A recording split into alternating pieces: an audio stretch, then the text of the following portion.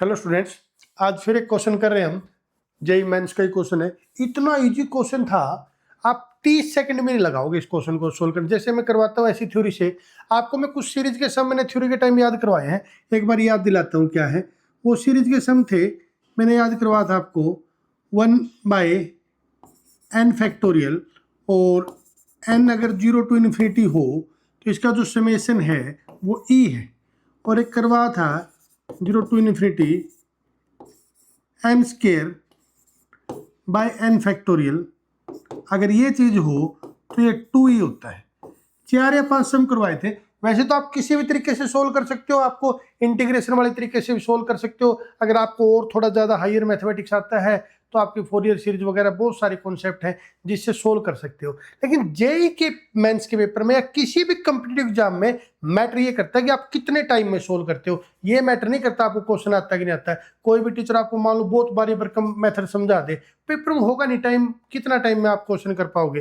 Time ही निकल जाएगा जब तक आप क्वेश्चन करोगे। तो देखो आपको कितना आसान क्वेश्चन था। अगर ये चीज आपको आती है, एक चीज मैंने आपको बहुत बारी बता रखी है, अगर आपके सामने ओड नंबर हो, केवल ओड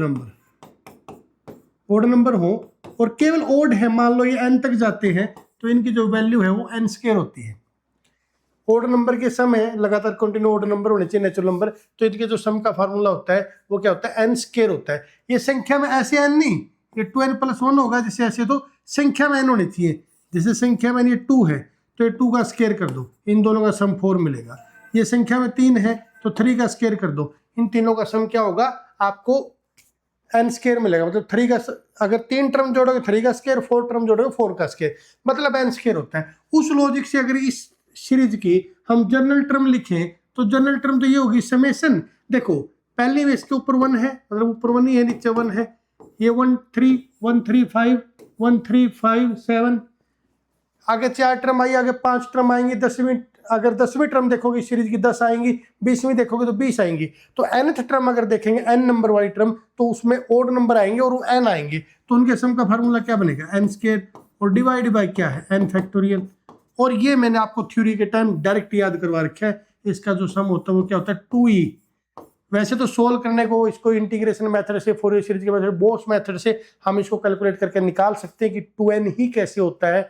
एक्सप्लेनेशन भी कर सकते हैं कि ये नीचे वाले फैक्टोरियल को खोल के n × n - 1 फैक्टर लिख के एक n कैंसिल हो जाएगा, फिर उसके एडजस्टमेंट करके निकाल सकते हैं। लेकिन मैंने पहले ही 4 या 5 सीरीज आपको याद करवा रखी, जो लगभग हर क्वेश्चन आपका समेशन का अगर आएगा तो उन्हीं सीरीज में से आता है।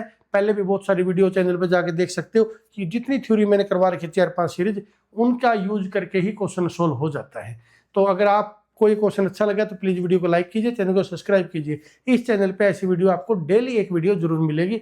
आप अगर किसी भी चीज़ की तैयारी करना चाहते हो जिसमें हायर मैथ आता है तो यहाँ पे फॉलो कर सकते हो और यहाँ वीडियो देख सकते हो, कॉन्सेप्ट सीख सकते हो, शॉर्ट ट्रिक सीख सकते हो। ठीक है बच्चों, मिलते हैं नेक्स्ट वीडियो में। Thank you.